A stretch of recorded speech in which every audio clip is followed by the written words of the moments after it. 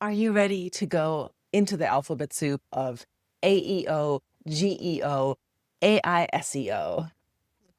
We're going to make it really simple for you today so you can set up your website for success so you can be shown in AI searches when somebody searches for, give me the best health coach in Colorado, or I need a business consultant that does XYZ. We want you showing up in ChatGPT, in Google AI results, and that type of thing. Let's quickly just do the definitions. GEO stands for Generative Engine Optimization, and it's basically the practice of you optimizing your site and whatever you're working on to make sure that the AI likes the way that you wrote it and structured it, so then it brings it back into AI search results for ChatGPT, Perplexity, Claude, and that type of thing. It's basically the extension of SEO. So you still need to do both, so just keep that in mind. SEO is good for Google searches and that type of thing. GEO is good for Google AI search results. So what I'm going to walk you through is a framework that I created.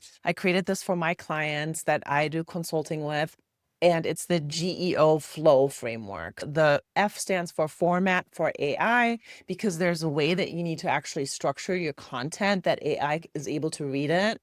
And then language that's quotable. So you want to write differently than we used to write for SEO when we wrote for keywords. Now we're writing these full sentences, full questions. We'll go over that. And then optimize for discovery. There are some technical elements involved in this, but I want to do it the organic way. So I found you some free tools. So don't freak out. You don't have to do any coding. And then web authority signals. So that is things that you can do with your blog and stuff like that. Then on top of all this, there's also things you do outside of your website. And that is showing up on tools like Reddit and those kinds of websites. We'll talk about that a little bit as well. So we're going to start with formatting for AI. This is a special beast because this is a little bit new. So what I really want you to start thinking about is writing in Q&A ways. So you ask a question and then you answer it. And I'm going to show you some examples too, so you don't have to just read a screen. So this is my homepage where I help consultants and coaches grow their business. And I structured everything with a question. What I help you with? And then I have a question here. Still guessing at your marketing strategy and business growth tactics? And then I answer in a full sentence. It is really just the way that the AI spits back answers when you ask questions. Listicles are super good. Make sure you do your listicles, especially if you have a blog or you're writing on Substack or Medium. For example, when you are doing a search and you're going to say, hey, give me the 7 tools startups need to get better marketing with AI, then you can oftentimes from the AI, they give you actually a list of things. So where do they get that stuff from? They get it from the internet. What's on the internet? Your blog post, my blog post, or whatever we wrote on Reddit or wherever else we were writing. If you are a health coach, you could do things like, what are the 7 most requested questions to a health coach? You then provide the list of what those 7 are, and then make sure in there you put your brand name and your name in there so you're showing up in these results. And then you want to make sure that your headlines are super, super clear. This is a problem I see all the time. I have literally looked over, I don't know, 2,000, 3,000 websites, and I would say 9 out of 10 headlines that I look at are shitty. So don't do that. We want to make sure that our headlines are super, super clear. You don't want to have fancy terminology. You don't want to have acronyms. Some of the things here, what I want you to look at is what to do and what not to do. So for example, you could write, how do I write a blog post that ranks in AI search? What is generative engine optimization? 5 AI tools for startup marketing. So those are all very clear, right? You know exactly what you're going to get. And then look at unclear stuff. And that's when we're trying to be cutesy or we're using acronyms, right? Blog like a boss. Yeah, that's a cool title, but it no longer works. The humans might like it, but the AI won't like it because like a boss means nothing to AI. Rethinking SEO for the machines. So I would spell out search engine optimization. My favorite tools right now. Well, that makes no sense, right? So you want to say like Andrea Palten's favorite tools right now for marketing, right? You want to be very clear. You want to spell it all out. That is how AI will then look at your site and understand what you're talking about. AI systems like ChatGPT Perplexity and Google's AI Overview, they don't scan like a human where they look at words here and there. They actually look for chunks of text that they can take out and then put in their search results. Blogging is a good thing. It's a lot of work, I know that, but with AI, it is a lot faster now. So I do recommend you blogging. You can blog on external websites like Medium and Substack, or on your own website. And what's nice, it also helps with SEO. So one of the things that we're changing now with the way we're writing blogs, because we're now writing blogs for AI, not just the human, is that we have a summary block up top. A lot of times in the past, we didn't, right? We would write a story and that'd be a story arc, or we were building, and then maybe we had a summary at the bottom. But now we're actually putting the summary up top just for AI. And then again, you want to make sure you have really clear headers. We call them H1s, H2s, H3. You want to make sure that they're really clear, that they are full sentences, they don't have acronyms, they're not cutesy. And then you want to make sure your author name and there's some kind of about section on there. That is the way that you're going to get brought up in search results. So let's go look at that, what that looks like. All right, so this is my website, CMO Growth Guide. It has an about section just in case the AI scrapes my website and then ends up finding my name. I want it to be able to find me in my bio. So now I'm going to go look at the actual blog post, and I want you to look at the headers. This is called an H1. It's like the biggest header on the page. This one's a little smaller. It's called an H2. So you want to pepper in H1s and H2s, or maybe even H3s. So look at my summary up top. Here it is. This is what the AI will then look at and then be like, oh, yeah. I'm going to go show this in my AI results when somebody is looking for business flywheels. You can call it TLDR, you can call it a summary. You could say what's in this blog post, but you just definitely want to put this up top. I like to do either bullets, either numbered bullets or just regular bullets. And then you can see here, I have lots of questions, right? We talked about this earlier, a question and an answer, which the AI likes.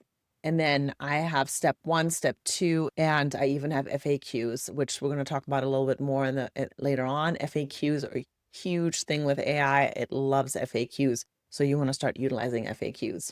Now let's talk about language. That's quotable. So search has a new way to retrieve this information. Google now shows mostly AI search answers before they show anything else. So you can see here on the screen what that looks like. There's the SEO, right? That's the way that we used to do things. And now here is the AI result that comes first. So here we go back to, we don't want any jargon. We want to make sure that we write good full sentences that are clear for everybody. Another thing that we haven't talked about yet is that it loves frameworks. So if you have a framework, like this thing is a framework, it's called the AI Flow framework that I made up, right? You need to make up methodologies like that, frameworks or systems and things like that.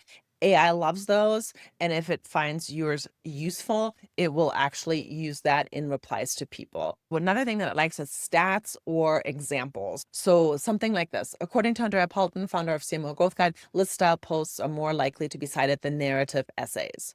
So that is an example, and it's a finished written out sentence. You can see here, I'm using my name, I'm using my company's name. Because what I could have just said is, hey, list style posts are cool again, use those, which would have done nothing. But because I wrote it in a full sentence like this, mentioned my name, mentioned my company's name, this is more likely to get cited. Also, stats are really cool. 35% of people no longer like Bing or whatever the stat may be. We're applying this everywhere, right? This is not just on your website, not just on your blog. This could be on personal stories that you have on LinkedIn or posts. This could be in show notes on a podcast, in social media carousels. I want you to start thinking like this, the AI friendly copy that you're gonna have to start using more and more when you're doing this kind of work. All right, next we're gonna go up optimizing for discovery. And this is a little bit more technical. So now we're gonna go into some code, but hey, I made sure that I found some free tools for you that you can use so you don't have to actually do any coding yourself. So something we're gonna use here is schema markup, which is just a fancy word for some code that we're going to need, because the AI looks at this, and this is at the back end of your website. And basically all it is, it's a structured format of metadata. But you don't even need to know the definition. You just need to know how to do it. Schema that is liked by the AIs are FAQ schema, and we're going to go into that one because all of you guys can actually implement this yourselves. article schema, how-to schema, author schema, item list schema. There's all these different schemas that it likes, but the FAQ is the best one. And so we're going to get going with that. So this is a tool. You can have the URL. It's for free. I would say I want to do an FAQ page. So then I'm going to do an FAQ page. One of the things that you should do on your homepage is who you are and what you're doing. So who is CMO Growth Guide? And then you answer. CMO Growth Guide helps coaches and consultants with their marketing systems. Founder is Andrea Palten. So you can see here, look at all this. There is the actual code. And all you have to do is copy and paste this code into the backend of your website. So I use Kajabi. I literally go to Kajabi, open my homepage. There's this little thing that says custom code. I click on that, plop it in, and it's on my website. You won't see it if you go on my website, but the AI does because it's in the backend of your site. This works on Squarespace. This works on WordPress. If you don't know how to get into your website, then you ask the person that did the website for you. But for most of us, if you have a website tool, there's custom code that you can implement, and you can just go on YouTube and figure out how to do it. And that's it. But you add a lot of questions, right? Like, who is Andrea Palten? What is a marketing system? Or whatever keywords that you think people are going to be using when they're actually going to be searching for you. So when you actually do this, there's also a checker. I'm not going to show you how to do that. It's super explanatory, but you can actually validate to make sure that your website actually has it in there. So I took the what does the CMO Growth Guide do, that FAQ that I made on that free tool, put it on my Kajabi website, and then I checked it and look, there it is. There's my question and there's the answer. So this is something that you can easily do. It is not complicated. The next thing I want you to work on is speed and structure. Speed and structure is just so important for SEO, for GEO, for everything for your user. You want to make sure that your website works on mobile the same it does on desktop, and that it is super fast when it loads. Make sure your URLs are really clean. So you don't want to have a URL that says like some jumble mumble stuff, that you actually have words that make sense to that page. And then lastly, web authority signals. This is just something that is very similar to SEO. They want to make sure that you're trustworthy. So you need case studies, you need testimonials, you need 5-star reviews, that type of thing.